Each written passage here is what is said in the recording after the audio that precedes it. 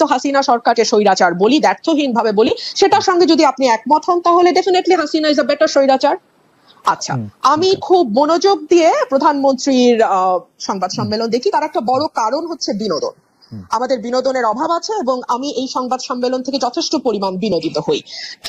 বিনোদনটা এ কারণেই যে একটি ছোট্ট মিষ্টি প্রশ্ন, যে প্রশ্নটি আসলে প্রধানমন্ত্রীর অত্যন্ত মনোপুত হবে, এরকম একটি প্রশ্ন করবার আগে দীর্ঘ সময় ধরে প্রধানমন্ত্রীর নানা রকম প্রশংসা করা হয়, এমনকি আঞ্চলিক ভাষায় মানে আমি আসলে বলেই ফেলি, এই বেডির সময় ফসল ভালো হয়, এই মানুষটি ম্যাজিক ব্লেডি, এই ধরনের কথাবার্তাও খুব চমৎকার ভাবে বলা হয়। এবং আপনি অস্বীকার করবেন বলে আমার মনে হয় না, ওই সময় তো ক্যামেরায় ওনার ফেস ধরা থাকে, ওনার যে উচ্ছ্বাস, আনন্দ এবং চাপা গর্ব আমি দেখি, তাতে আমার মনে হয় চাহিদা যোগানের একটি চমৎকার আয়োজন সেখানে হয়। একটা কথা খুব স্পষ্ট, প্রধানমন্ত্রী যদি সত্যি সত্যি না চাইতেন যে এই স্তুতি স্তাবকতা চলতে থাকুক, তাহলে কারো ঘাড়ে দুটা মাথা নাই যে সেই স্তুতি করবে। উনি ভালোবাসেন বলেই এই স্তুতিগুলো হয়। এবং প্রশ্নগুলো আপনি লক্ষ্য করবেন, ধরুন যখন আমাদের একজন শীর্ষস্থানীয় পুলিশ কর্মকর্তার দুর্নীতি নিয়ে পাতার পর পাতা রিপোর্ট প্রকাশিত হলো, আইনজীবীরা দুদকে গেলেন, আইনজীবীদের মানে বিষয় আমলে নিয়ে দুদক তদন্তেও নামলো, প্রধানমন্ত্রীকে নিয়ে তো এই প্রশ্ন করাই যেত। কেন করা যেত আপনি প্রশ্ন করতে পারেন, যেটা তো আসলে প্রধানমন্ত্রীর দায়িত্ব না, এটা দুদকের দায়িত্ব, পুলিশ আইন শৃঙ্খলা রক্ষাকারী বাহিনীর দায়িত্ব, উনি কেন এটার মধ্যে কথা বলবেন? এই কারণে এই যে বাংলাদেশের প্রধানমন্ত্রী যেহেতু মশা মারার কৃতিত্ব থেকে শুরু করে মানুষ হত্যার বিচার পর্যন্ত সকল কিছুই আপনি এত চমৎকার বলেন, আসলে শুনতে ইচ্ছা করে, কিন্তু একটা প্রশ্ন না করে পাচ্ছি না। আপনার কাছে কি মনে হয় যে আপনি উচ্চ পর্যায়ে পুলিশ কর্মকর্তা যাকে বলছেন তিনি আসলে অবসরপ্রাপ্ত কর্মকর্তা, এবং তার কেস যে দুদকে নেওয়া হয়েছে সেটা প্রধানমন্ত্রীর জানার বা এপ্রুভালের বাইরে, এইটা আপনি মনে করতেছেন? না, তার জানার বা অ্যাপ্রুভালের বাইরে না, কিন্তু তিনি জেনেছেন এবং অ্যাপ্রুভ করতে বাধ্য হয়েছেন। কারণ এইটুকু আইওয়াশ না দিলে না না না এখনো চোখের পর্দা কিছুটা আছে, ওই পর্দা। তবে উনি মানে পুলিশ কর্মকর্তার কথা বলছি, উনি কতটা খোলা হাতে বের হতে পারবেন সেটা একটা প্রশ্ন। ধরুন বেসিক ব্যাংকের বাচ্চু শেখ আব্দুল হাই বাচ্চু, ওনার নামের আগে শেখ ছিল না, আমি জানতাম না, ফরাসুদ্দিন সাহেব যেহেতু দুদিন আগে সেটা খোলাসা করেছেন, সেটা অবশ্য আপনাদের রিপোর্টারদের একটা ফোরামেই তিনি খোলাসা করেছেন, সেখানে তিনি স্পষ্ট করেছেন নামের আগে শেখ ছিল না, এখন শেখ যুক্ত হয়েছে। আচ্ছা, আব্দুল হাই বাচ্চুকে নিয়ে কিংবা কোনো ব্যক্তি বাদ দেন, বাংলাদেশে মন্দরিনের পরিমাণ 4.5 লক্ষ কোটি টাকার উপরে, এটা আমরা বলছি না, অর্থনীতিবিদরা বলছেন। এই মন্দরিন কাদের কারণে হয়েছে, তাদের সুবিধা দিতে হয়েছে, এটা আমরা বাংলাদেশে যারা আছি সবাই জানি। আচ্ছা, ধরুন একজন ঋণ খেলাপি, তিনি মাত্র 2% ডাউন পেমেন্ট দিয়ে তার ঋণটি রেগুলার করে ফেলতে পারবেন। অথবা ধরুন একজন ব্যাংকের পরিচালক, যার আগে মেয়াদ ছিল 3 বছর, সেটা এখন বাড়িয়ে 9 বছর ছিল, প্রথমে পার্লামেন্টে এসেছিল 9 বছরের দাবি নিয়ে, সেটা আবার অটো কেউ দাবি না করতে 12 বছর করে ফেলা হয়েছে। এইগুলো নিয়ে কি ওনাকে প্রশ্ন করা যায়? আজ পর্যন্ত কোনো সাংবাদিককে প্রশ্ন করতে দেখেছি? আচ্ছা, আমি আপনাকে একটু বলতেই চাই, একটু বলি যে আসলে প্রধানমন্ত্রী শেখ হাসিনাকে এই বিষয়ে স্পেসিফিকলি প্রশ্ন করা হয়েছে, তিনি এটা নিয়ে উত্তর দিচ্ছেন যে সাংবাদিকদের তিনি আহ্বান জানাইছেন যে আপনারা আমাকে তালিকা দেন কার কার কার কার কার কার ব্যাপারে আপনারা কি জানতে পারছেন, আমি চেষ্টা করতেছি, এবং এই প্রশ্ন করা হয়েছে, আমি শুনছি। তাহলে আমার উত্তর হবে কতটা এড়ানো। আপনারা যেটা বলছিলেন যে এত স্পেসিফিক উত্তর কেউ কি দেয় বা প্রশ্ন এড়িয়ে যায়, এর চেয়ে সুন্দর এড়ানো আর কি হতে পারে? তালিকা দেয়া কি সাংবাদিকের দায়িত্ব? দুদক কি করে? এসবি, ডিবি, এনএসআই, ডিজিএফআই, তারপরে আপনার কি বলে, সরি, এনএসআই, ডিজিএফআই তো দায়িত্ব না, বাংলাদেশ ফাইন্যান্সিয়াল ইন্টেলিজেন্স ইউনিট, তারা কি করে? বাংলাদেশ ব্যাংক কি করে? এটা দেখার দায়িত্ব কি সাংবাদিকের? এই উত্তরটা দেওয়ার মানে কি জানেন? ইটস আ ক্লিয়ার মেসেজ, দ্বিতীয় দিন আর এই প্রশ্ন করবেন না। ঠিক যেমন সংসদে দাঁড়িয়ে আমি যখন বাংলাদেশের অর্থনীতির দুরবস্থা নিয়ে এবং টাকা পাচার নিয়ে কথা বলেছিলাম, তখন বাংলাদেশের সাবেক অর্থমন্ত্রী আহম মুস্তফা কামাল বলেছিল, আপনারা কি করেন বিরোধী দল, আপনারা তালিকা দিতে পারেন না, বিরোধী দলের তালিকা দেওয়া কি বিরোধী দলের কাজ? তখন আমি বলতে বাধ্য হয়েছিলাম, আপনার পাশে যেই ফরেন মিনিস্টার বসে আছে তার কাছে তালিকা আছে বলে তিনি স্বীকার করেছেন, অ্যাটলিস্ট কয়েকজনের নাম, মানে কয়েকজনের তথ্য তিনি জানেন, অথচ তার কাছ থেকে তালিকা নিয়ে বিসমিল্লাহটা করেন।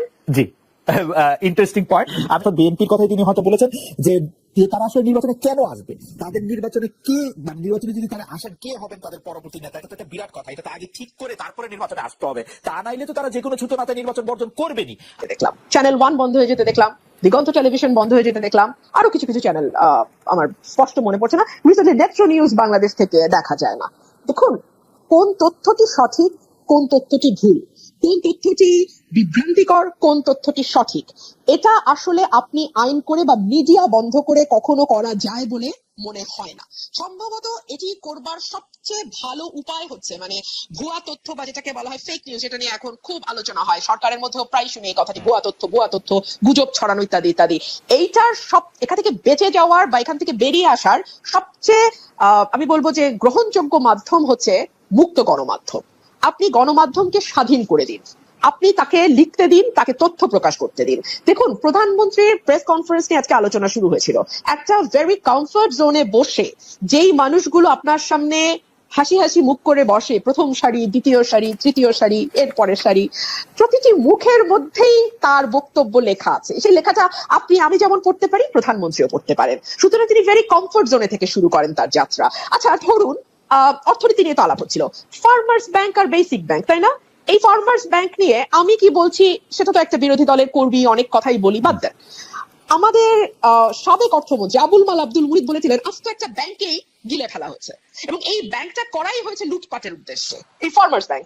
মহিউদ্দিন খান আলমগীর টিকির একটা চুলো ধরা পড়েনি, তো সেটা নিয়ে কি কোনোদিন ভুলেও কোনো সাংবাদিক প্রধানমন্ত্রীকে প্রশ্ন করা তো দূরেই থাক, কোন রকম কোনো আলোচনা আশপাশ দিয়ে কথা না কিচ্ছু হয়নি তো? কিংবা ধরুন অনেক রকম উন্নয়নের যে এত বয়ান, হ্যাঁ, এত মানে রোল মডেল হয়েছি আমরা, আমাদের ঘর থেকে বেরোলেই এখন শুধু উন্নয়ন আর উন্নয়ন, এত কথা বলা হয় উন্নয়ন নিয়ে, মাথা পিছু আয় নিয়ে গর্ব করা হয় ইত্যাদি ইত্যাদি। প্রধানমন্ত্রীকে কি একবারও প্রশ্ন করা হয়েছে?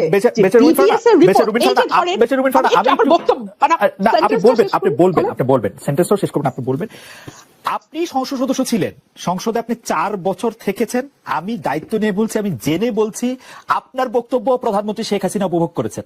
আপনি তাকে তীক্ষ্ণ ভাষায় সমালোচনা করেছেন, প্রশ্ন করেছেন, আপনাকে যেন যথেষ্ট পরিমাণে সময় দেওয়া হয় সেই জন্য তিনি চিফ হুইপদের নিশ্চিত করেছেন যে আপনি যাতে যথেষ্ট পরিমাণে সময় পান, এই মেসেজ যেন স্পিকারের কাছে যায়। এই কারণ তিনি হচ্ছেন যে মানে ব্যাপারটা কিন্তু আপনার কথাও যে তিনি খুব মানে আপনি যেটা বলছিলেন যে খুব মুগ্ধ হয়ে খুব একটা ফেভারেবল পজিশনে বসে, ব্যাপারটা কিন্তু এরকম না। এবং আপনি যেই কথাগুলি বলছিলেন আমি শুধু মন্তব্যটি করে রাখি, সেই প্রশ্ন করা হয়েছে ফার্মার্স ব্যাংক নিয়ে, তাকে প্রশ্ন করা হয়েছে মহিউদ্দিন খান আলমগীরকে নিয়ে প্রশ্ন করা হয়েছে, এই প্রশ্নগুলি তাকে করা হয়েছে আসলে। তাহলে আপনি যদি আমার বাক্যটি শেষ করতে দেন তাহলে যে সুবিধাটা হয় সেটা আমার মনে থাকে না। ধরেন আমি ভুলে গেছি, দীর্ঘ আলাপ করেছেন তো আমি আমার কি বাক্য বলতে গেছিলাম ভুলে গেছি, আপনি এই মুশকিলটা হয়। যদি বাক্যটুকু শেষ করতে পারলে তখন একটু সুবিধা হয়। আচ্ছা আমি একটু ছোট বাক্য ব্যবহার করলে সুবিধা হয়, বড় বাক্য হ্যাঁ উন্নয়নের বয়ান, জি উন্নয়নের বয়ান, কি করব বলেন, আমার বাক্য একটু লম্বা বাক্য, হ্যাঁ ছোট করে বললে আমার একটু ইন্টারাপ্ট করতে সুবিধা হয়, মানে বুঝতেই পারেন ফারহানা আমি আসলে বেতনই পাই এর জন্য। আপনি কেন জানি আমার কথাতে ইন্টারাপ্ট করতে খুব ভালো লাগে, না কারণ কিন্তু খুব আরামসে বলেন। এর একটা কারণ হতে পারে যে লাইন বাইরে যে আমি ইন্টারাপ্ট করতেছি সেটা আপনি শুনতে পাচ্ছেন না, এটাও হতে পারে, মানে এটা টেকনিক্যাল একটা ফল্ট আমাদের। খুব ভালো শুনতে পাচ্ছি। Okay please continue, please continue. উনাকে আপনি কোনো প্রশ্ন করেননি, পরের দফায় দুই দফায় কোনো কোশ্চেন করেননি, প্লিজ এটা আবার দেখেন আবার একটু আপনি। ঠিক আছে, উন্নয়ন নিয়ে দীর্ঘ বয়ান আছে এবং তার যে বক্তব্য তিনি দিয়েছেন সেখানে তিনি এক জায়গায় দাবি করেছিলেন মাতৃমৃত্যু, শিশু মৃত্যু এবং গড় আয়ু তিনটি বেড়েছে।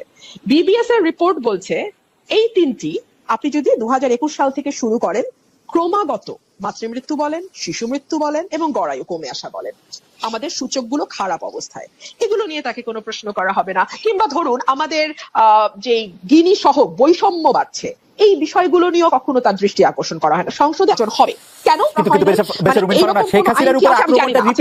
শেখ হাসিনার উপর আক্রমণটা রিপিটেড 15 আগস্টের পর 21 আগস্টের পরে কোটালীপাড়া পর অনেকগুলো আর কি। যাই হোক, আমি যে প্রশ্নটি করতে চাইছিলাম সেই প্রশ্ন, বিলিয়নিয়ার উৎপাদন করে এবং ফোর্বস পত্রিকায় সেই বিলিয়নিয়ারের ছবি ছাপা হয়। আমরা এখন এতই উন্নত জাতি, কারণ 50 বিলিয়ন ডলার একটা খাত থেকে এক্সপোর্টও করে বেরসা ফারহানা, 50 বিলিয়ন ডলার একটা খাত থেকে এক্সপোর্ট করে, নো ডাউট 50 বিলিয়ন ডলার একটা খাত থেকে এক্সপোর্ট যে দেশে হয় সেই দেশে বিলিয়নের আরো কয়েকজন থাকার কথা।